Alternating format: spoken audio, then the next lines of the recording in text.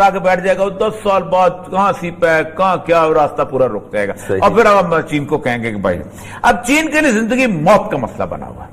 اس کی وجہ یہ ہے کہ چین کہتا ہے یہ ہے کہ ہم نے 2 دفعہ اپنی کنٹینمنٹ سے باہر نکلنے کی کوشش کی. ہم نے Burma, Thailand, Singapore, Malaysia کے تھرو باہر آنے کی کوشش کی.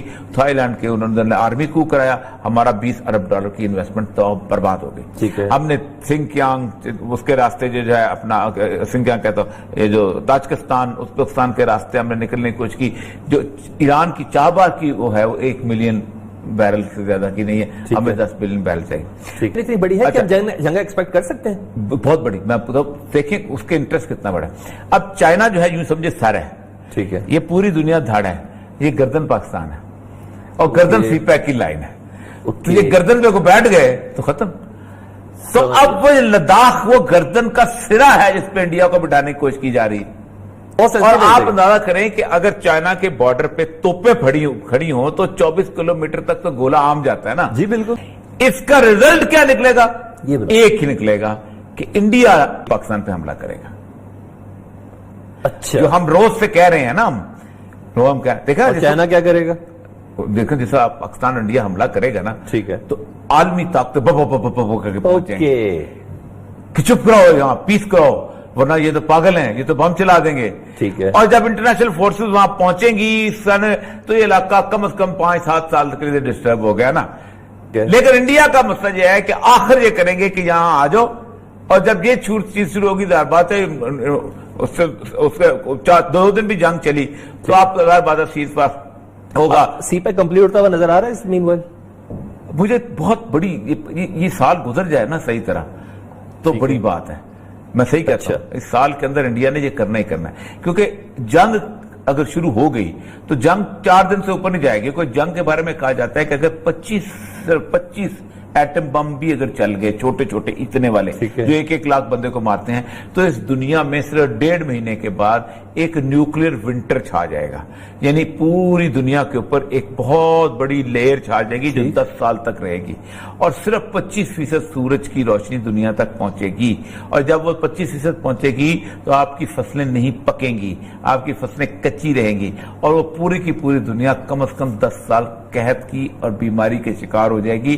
یہ صرف 25 ایٹم بم چلنے سے ہوگا اور وہ 12 13 ہم لوگوں اگر چلا دیا کسی نے، وہ اس سے اتنے خوف زدہ ہیں. اور یہ ہتھیار ہے جس کو انڈیا استعمال کرنا چاہتا ہے کہ پاکستان چلا دے گا تو پھر ہم بھی چلائیں گے.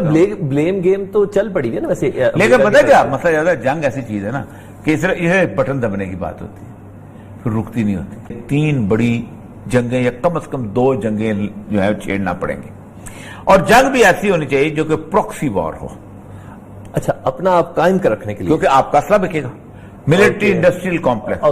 پھر انہوں نے 3 مختلف ملکوں کی نشاندہی کی کہ جو جن کی معیشت جو ہے وہ جنگ افورڈ کر سکتی ہے.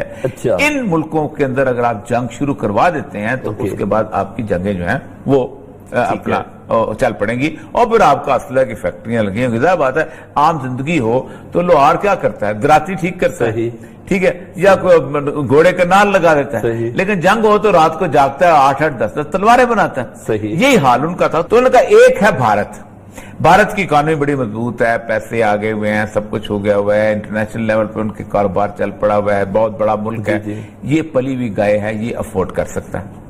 دوسرا انہوں نے کہا چین کی اکانومی بہت مضبوط ہو چکی ہے، اس کا بھی سب کچھ. تیسرا انہوں نے یہ کہا کہ ایک ہے رشیا، اور رشیا جو ہے یہ بھی ایک بہت مضبوط اکانومی اس کی بن چکی ہوئی ہے اور اس کے ابھی انہوں نے اپنی اٹامک پیسفل ٹیکنالوجی بیچی ہے تو مختلف ملکوں جس میں سعودی عرب کو بھی بیچی تھی اور تیل کا بھی اس کا سب سے بڑا ذخیرہ آ گیا ہوا تو یہ بھی ہے. پھر انہوں نے ان 3 ملکوں کے درمیان دیکھا کہ پاپولیشن کون سی ہے جن کو لڑایا جا سکتا ہے. ٹھیک ہے. اس میں دیکھا کہ انڈیا کے اندر کو 25 کروڑ مسلمان ہیں. ٹھیک ہے. کو 20 کروڑ چین کے اندر ہیں. ٹھیک ہے. 43% جو ہیں یہ جو مسلمان ہیں یہ روس کی فوج کے اندر ہیں. 43% آدمی جو ہے وہ روس کی فوج مسلمانوں کے. تاتارستان کا ان کا اپنا ایک بہت بڑا علاقہ ہے. پھر اس کو چچنیا ہے، گروزنی کا علاقہ ہے، سارا کچھ تو روس کے اندر بھی یہ سب کچھ. یعنی پراکسی وار کے لیے 3 کنٹریز اگر تینوں کے ہاں مسلمانوں کی موومنٹ چلا دی جائیں زبردست قسم کی، ٹھیک ہے، تو یہ اتنی بڑی جنگ ہوگی جس میں مسئلہ بن جائے گا. اب یہاں سے ہوگا کہ یہاں سے لوگ کہاں سے جائیں؟ ٹھیک ہے. تو انہوں نے کہا کہ انڈیا افغانستان اور پاکستان یہ دو علاقے ایسے ہیں کہ جہاں پر ایک جہادی نیٹ ورک بلٹ اپ کر کے اس کو امپورٹ کیا جائے. اچھا. 2010 کی جنوری میں انہوں نے اس کو ایز اے پالیسی لے لیا اور 2010 میں ہیلری کلنٹن نے ایک آرٹیکل لکھا کہ ہم اگلے 10 سال کہاں گزار رہے ہیں. تو اس نے کہا تھا ہم کنٹینمنٹ آف چائنا میں گزار رہے ہیں. اس کے بعد ہوا یہ کہ انہوں نے انڈیا کو اپنے ساتھ دوستی کے رات بڑھایا اور آپ اندازہ کریں جیسے ہی وہ ہوا ویسے ہی یہ انڈیا میں ٹی ایس ڈی جو ہے تشکیل کیا گیا جنرل وی کے سنگھ کا. اور اس کی جو یونٹ کی کاروائیاں ہیں اس میں انہوں نے کہا کہ 8 بم دھماکے کرائے ہیں چائنا کے اندر اور اس کے اندر 32 آفیسر تھے. اور اس کے بعد سب سے بڑی بات یہ تھی وہ یہ تھی کرایہ امریکہ نے ہے وایا انڈیا. یعنی آپ اندازہ کریں کہ اس نے سری نگر جموں احمد آباد گوہاٹی اور بامبے میں اس نے خفیہ ٹھکانے بنائے تھے جہاں سے یہ وہ چیزیں آگے لے کے جاتے تھے. اور اس کے بعد یہ تھا کہ تقریباً جتنی بھی یہ مشینیں تھیں ساری کی ساری ہیڈ کوارٹر کی تھیں یہ ساری کی ساری جو اس سے ان کو آگے ہمسایہ ملکوں میں نیپال میں بنگلہ دیش میں چائنا میں اور پاکستان میں اس کا وہ کرتے تھے.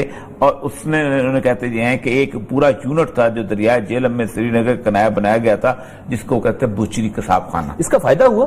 اچھا سنیں نا کرنا تو یہ تھا نا کہ وہاں مرچ لائی جائے. آپ کو پتا ہوگا کہ گزشتہ کو 8-10 سال سے ایک پورے کا پروپیگنڈا انٹرنیشنل پریس میں چل رہا ہے کہ جناب سندھ کی آنگیں مسلمان یہ ہو گئے ہو رہے ہیں مارا جا رہا ہے. پہلے ایک زمانے میں وہاں تبلیغیوں کو بھیجا گیا تھا سب کچھ کیا گیا تھا. تو تاکہ وہاں پر کیونکہ اس کی وجہ یہ ہے کہ کرائسس جو ہے نا یہ جو سب سے بڑا یہ جو لداخ والا کرائسس ہے یہ بڑا پرانا کرائسس ہے. 1842 کے اندر رنجیت سنگھ نے یہ علاقہ جب فتح کیا تو ہری سنگھ نلوا اس کا جرنیل ہوتا تھا. اس نے ہری سنگھ نلوا کو فوجیں دے کے بھیجا جاؤ جا کے قبضہ کرو. ٹھیک ہے. تو ہری سنگھ نلوا سکھ بادشاہ ہوتے ہیں خالی زمین پڑی ہوئی تھی انہوں نے کہا ساڑی اپنی. بالکل. تو سکھ آ کے جا کے وہاں پہنچ گئے 1842 کے اندر. اب اس وقت جب انہوں نے پنگا لیا ہے تاکہ کندا اس لیے لیا ہے کہ سی پیک کو 2 جگہ سے توڑا جا سکتا ہے. ایک گلگت بلتستان سے اور ایک بلوچستان سے جھانسا دیا کہ ہم تمہیں ایک آزاد کشمیر پورا بنا دیتے ہیں جس میں آزاد کشمیر بھی شامل ہو جموں کشمیر بھی شامل ہو. پورا یہ اروندھتی رائے یہ برکھا داتی ایسے نہیں بولتی. In this video we can see that Pakistani media is saying that India is on a strategic advantage in Ladakh.